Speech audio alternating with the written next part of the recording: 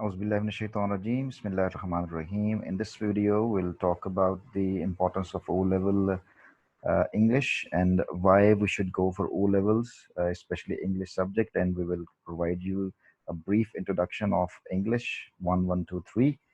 And let's start. Here is the agenda of the video. Here we'll talk about the Cambridge mission, what really Cambridge wants us if we go through this syllabus, and then we'll talk about syllabus content, and then we'll talk about assessment objectives, why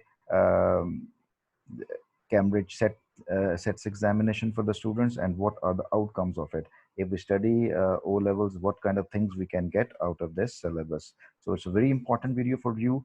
And if you go through it, if you listen to it carefully, you will be able to understand the very reason of opting O levels. Well, let's start. It is the Cambridge mission. Well, what actually Cambridge wants us? What is the real mission of Cambridge?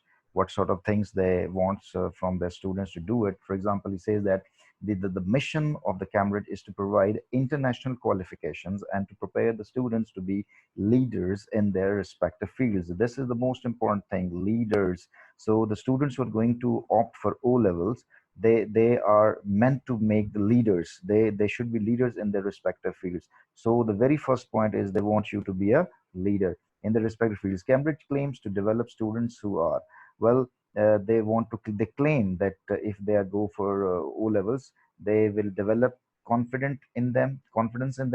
They will become responsible, they will become reflective, and they become engaging student, and they will be able to have a self-awareness assessment. Now just look for a moment and analyze yourself whether you are confident enough to express yourself, working with information and ideas, whatever you information and ideas you have, and you can work up with it and you can express it or not. The second one is responsible. How much you are responsible, sense of responding to the abilities, respectful for other. See the definition: responding to the abilities.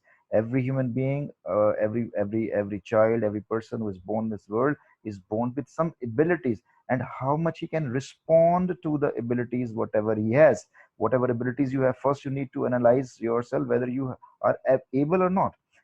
Obviously you are able of doing so many things, but can you live up to those responsibilities or not? That is the question.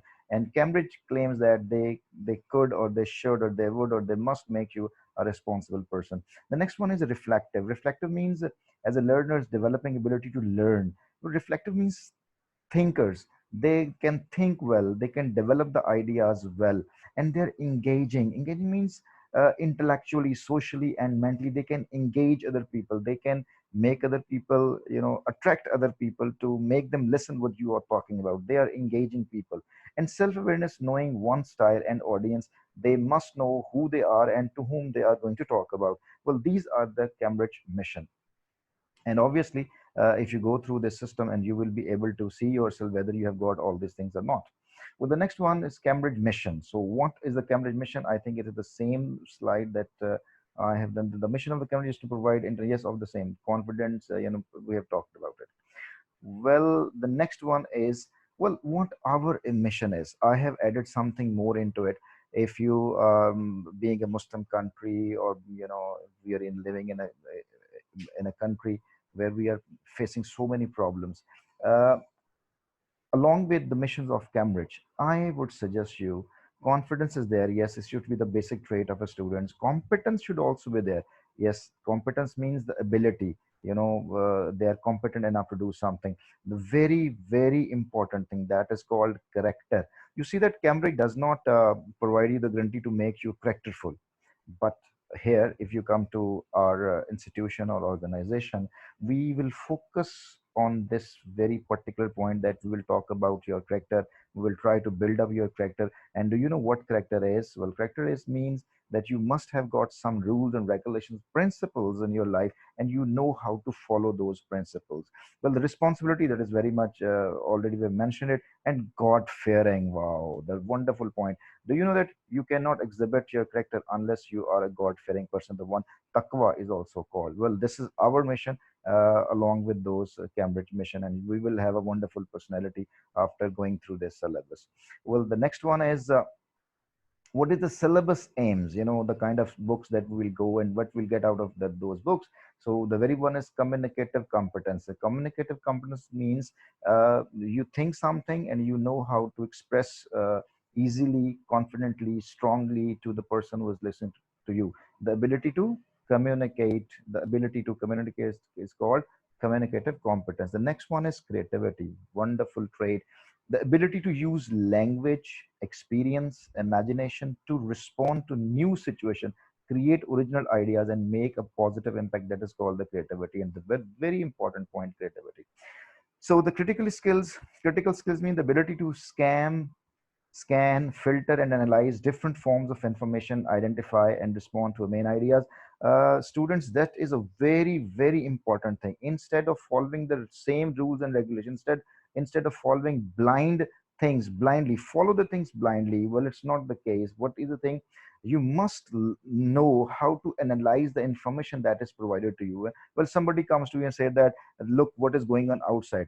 You don't believe it unless you analyze the information, and that is what this syllabus is going to provide you, the critical skills. The next one is cross cultural awareness. It means that the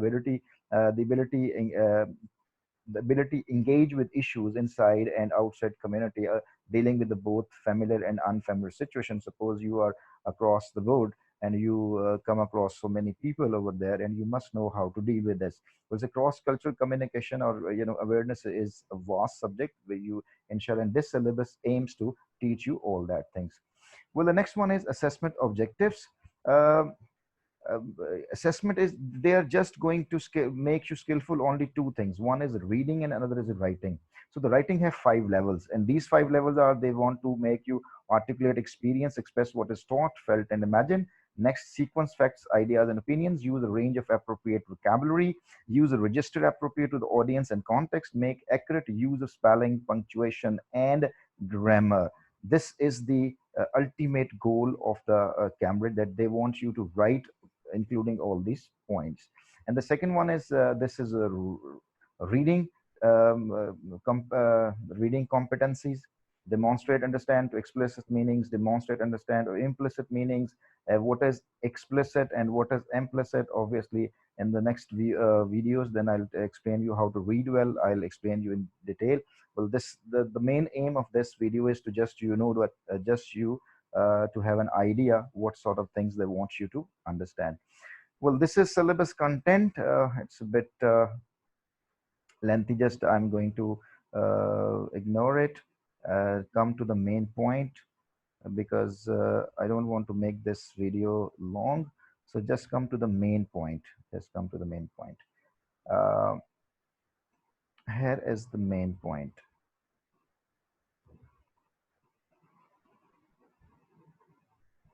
Yes, paper is it's a sort of a paper pattern. When you have gone through the syllabus, and when you are ready for the appearing in the paper, there will be two types of paper: paper 1 and paper 2. This is paper 1 and this is paper 2. In paper 2, you need to be well aware of section 1 and section 2. Here is paper 1 section 1 and paper 2 section 1. Just talk about the paper 1 first. In this paper 1, there are two sections, section 1 and section 2. Section 1 will be directed writing, and section 2 will be composition. You will be given some situation to write on it, and here you will be given 5 essays, and out of those 5 essays you will have to do only one essay. And paper 2 here is section 1 and section 2. Section 1 is a reading paper. You can say that it's a reading paper. They want to analyze your reading skill, and here they want to analyze your writing skill. This is writing and this is reading. And here in writing paper, what they are going to analyze you in directed writing, they will know that, can you are you able to write letter, your speech, report, or article. These four things, out of these four things, one thing may be asked. Not all the four things, only one thing will be given you in the examination, and you need to write one thing out of all these four things. But remember, these four things will not be that paper. Only one thing will be given over here. And here in section 2, they will give you narrative essay and descriptive essay and argumentative essay, and it will be total in 5 in number. Sometimes he gives 2 narrative essay, 1 descriptive, 2 arguments, and sometimes he gives 2 narrative, 2 descriptive, 1 argument, and you need to solve only one essay. Here you have to given only one situation, and you need to write one option. Okay, it's clear. Now for paper 2, there is a 2 sections. Section 1, reading for ideas, and here reading for meanings. It will be given, you will be given 2 passage followed by the task that you need to do it. Well, this is the paper pattern, and we have talked about the assessment and the objectives, and I hope so you will be able to now in a better position to make a decision that O level is good or not for you. Thank you very much. Stay blessed. Inshallah, we will come up with another informative videos. Stay tuned, and next time we will come some other videos with you.